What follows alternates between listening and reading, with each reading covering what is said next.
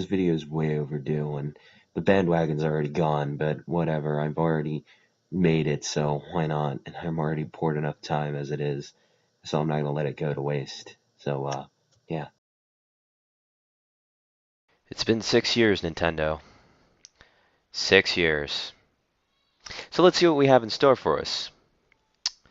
The Legend of Zelda Breath of the Wild. Now, what am I going to do in this review? Well, first of all, let me address the game's major problems, since this is a rambling review, and I'm probably going to be rambling about how good this game is. Let's get the problems out the way first. So my major issues with the game is, well, one, the frame rate. No duh. This is like the major point of contention with literally everybody who has talked about this game. A little less on the Switch than it is the Wii U. Just because the Switch suffers less problems than the Wii U version, the one that I'm reviewing is the Wii U version. I'm not buying a Switch until it has games.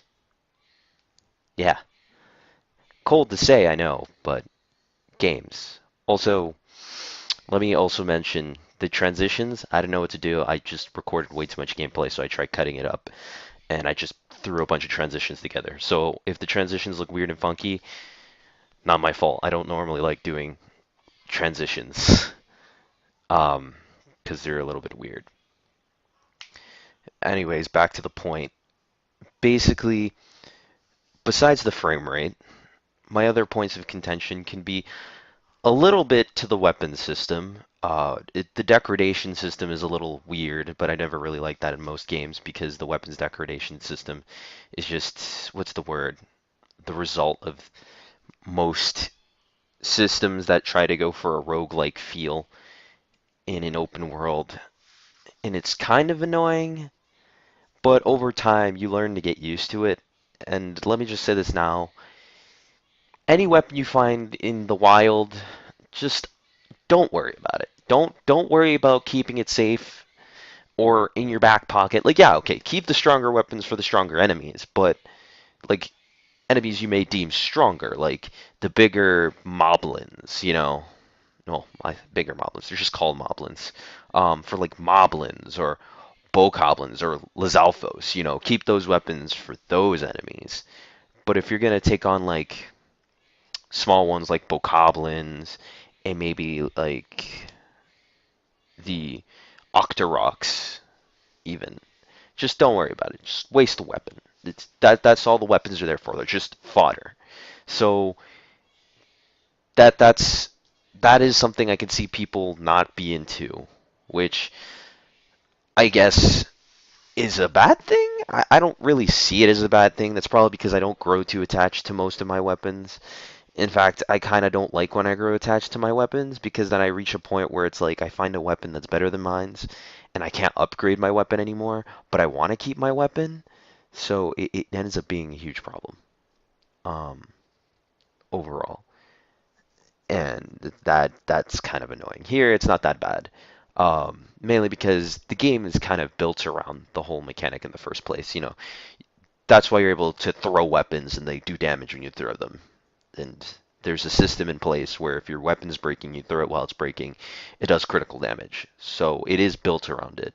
You just have to learn to get used to it, which is probably something most people don't like. Um, and the last thing I probably have a problem with is the story. It is non-existent, but it's not a bad thing per se. Like for me, it's not that bad, but it could be better. But this is the first time Nintendo's went for like the full open world design and building a story around that's this simple can be a little tough, especially for a company that hasn't done it before, at least not to this scale. Um, so that's kind of really it. My major problems. And that's if I'm just talking about the Switch version. If I'm talking about the Wii U version has one extra problem, and that is the game will pause and lock up for a moment and then continue playing. That is another frame rate issue, but it's really bad. It's terrible. Um, but enough of me complaining. Um, let's get on to what I do like about this game.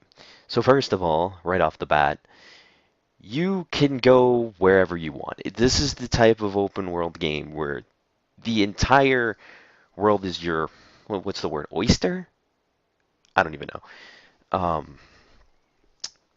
And basically, you can go wherever you want, whenever you want. You just have to figure out how to get there. That is the major, basically the major point. You can go to Ganon the moment you start the game. Well, the moment you start the game. I say that, but I say it the moment you get the ability to use stasis, which is one of the many abilities that you have. And you will see me use the magnesis and the bombs. I don't think you'll see me use the bombs extensively though, because again, I had to cut this footage down. Um, but basically, uh, you get stasis, bombs, magnesis. They basically give you all the tools you should have in the game from the beginning, because the game basically the tools are built around the world that you're in. In, in what the fuck? I ended in with a D. High level dumbass. Anyways, it basically is made to fit the world that you're in. So, since it fits the world that you're in, right, you can do a lot of things that you probably, well, probably, you most likely you wouldn't think of doing. For example, you wouldn't think to stasis an enemy weapon or stasis something they throw in midair, but you can do that. You just wouldn't think of doing that. At least not the first time around. You would confront the battle at first, but it's a cool strategy to start out with. You can magnesis boxes around your enemies. You can just strategically throw bombs the entire time if you're going to be that guy. Um, you can take photos of everything because you have your own like encyclopedia you have to fill out, which is a part of the 100%, which is probably going to take you forever because it sucks. It sucks for me because I'm someone who just doesn't feel complete if I play these types of games and they have like a percentage meter because it's just like screw you is the type of feeling I get when I see a game with a percentage meter because then it reminds me how much I have not finished and it's really nagging when you think about it. Um, that's a personal nitpick. It's not really anything that bad. Um, so back to the point. Basically, the entire game, everything you have is built around the world. All of the mechanics are built around the world. Um, you're sprinting, you're climbing, you're shield surfing, which is pretty badass. Though it will cost you your shield because again, durability system. Um, any of the physics and the interactable like environments, everything is almost literally you can almost do literally everything you can think of. Like if you think you can, I don't know, turn how do I say this? If you think you can turn a piece of wood into a weapon, you probably can. You could probably cut down a tree, stasis it, hit it a couple times, and it'll literally send it flying at the closest bokoblin or moblin that's coming towards you. Or you could strategically burn all of them by firing a fire arrow, or using a flame sword on a huge patch of grass. This game is a game of endless possibilities, nearly endless possibilities. And I think that's what I like about it.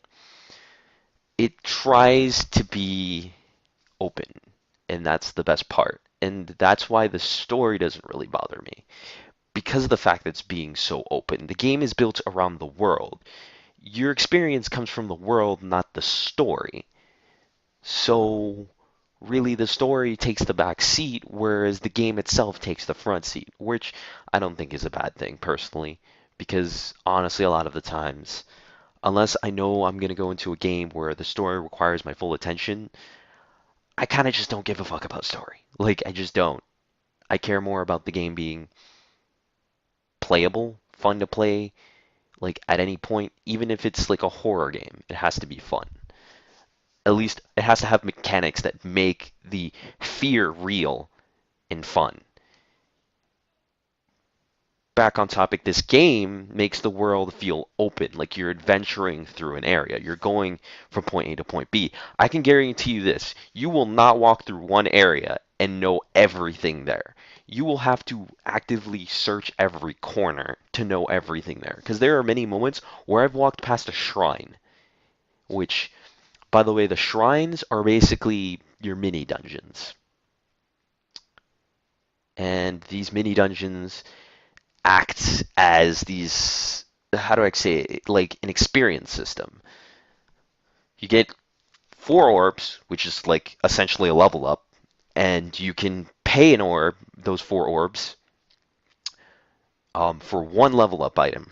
I say level up, but that's really what it is. It's a level up system, glorified level up system. And a lot of these puzzles can be as lazy as, well, I shouldn't say lazy because there are a few where it's like, this shrine's kind of disappointing, whereas the other ones are just kind of like, okay, I can see why they did it here because there are a few shrines where I'm just like, this is kind of dumb. Where you just walk down a straight hallway, open a chest, and go to the end, and you reach the I don't know, like Sheikah Elder or whatever that's been in there for years in stasis, you know? And that's just kind of not it's kind of not that interesting. Then there's other ones with really easy puzzles, and then there's other ones with really inventive puzzles that you might solve the right way or the wrong way, but still you solve the puzzle. And I say the wrong way because there are ways where you can literally skip half of the things in certain puzzles, and it's ridiculous. It's actually kind of funny. You can skip a lot of things in puzzles if you're good enough, which I think is fun and it's conducive to the mentality that this game's trying to go for. Um, but also, geez, I lost my train of thought. Um, also, um, the single like layer walk down shrines I was talking about earlier, they're not that bad because there are sometimes there are puzzles outside of these shrines that you need to solve to get in the shrine, which is okay why they did that because who would want to do another puzzle after another puzzle? Like it just kind of gets tiring after a while. It's ridiculous. But besides those puzzles, there are also the Korok seeds. Now, these Korok seeds have different ways of being obtained. You can search for a rock laying around in who knows where, just randomly sitting. This is why I say when you go through an area, you haven't seen everything. There might be a random rock just laying around on the ground, minding its own business, um, and you wouldn't know that's a Korok seed. You wouldn't know unless you checked. Or you thought, huh, that looks a little out of place for where it is, but it looks natural because you don't really think about that, right? It's just like there, like it looks out of place, sure, but it is there for like naturality's sake. Like it just looks natural that it looks out of place sometimes. But they do place it in some places where it's like, yeah, okay, no, this is like seriously out of place. Why is this here? Type of thing. But besides the rock, sometimes you'll come across a flower that you need to follow, or you'll see one tracking around and you need to catch it when it passes you, or you need to fulfill like this uh what's the word? You need to fulfill a I don't know how to explain this in a nicer way. A Superman 64 type of deal where you need to travel through a ring, one ring, not a multitude, but you have a set time limit before you reach that ring. Like if you don't reach that ring before the time limit's up, it's done. It's gone. You messed up. Good day, sir. Um,